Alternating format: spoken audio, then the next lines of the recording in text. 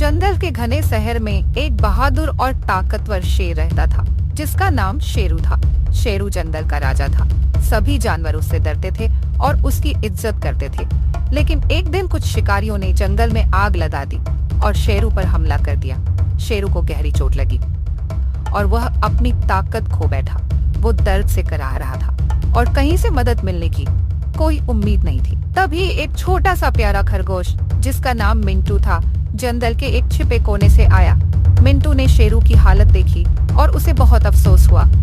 मिंटू ने सोचा, अगर मैं शेरू को शिकारियों से बचा लूं, तो शायद वो जिंदा रह सके। मिंटू ने हिम्मत जुटाई और शिकारियों को डराने के लिए जोर से चिल्लाने लगा। मिंटू के छोटे छोटे पैर तेजी से दौड़ रहे थे और उसकी चालाकी ने शिकारियों को भ्रमित कर दिया। शिकारियों ने मिंटू को पकड़ने की कोशिश की, लेकिन वो फुर्तीला और तेज था।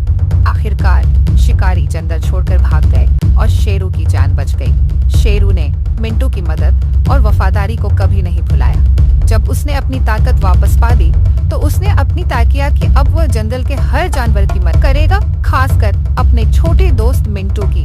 शेरू ने अपनी ताकत से जंगल को शिकारियों से बचाना शुरू किया और हर उस जानवर की मदद की जो मुसीबत में होता। मिंटू और शेरू की दोस्ती जंगल में मिसाल बन गई और इस तरह एक छोटा सा खरगोश और एक बड़ा शेर एक दूसरे के एहसान को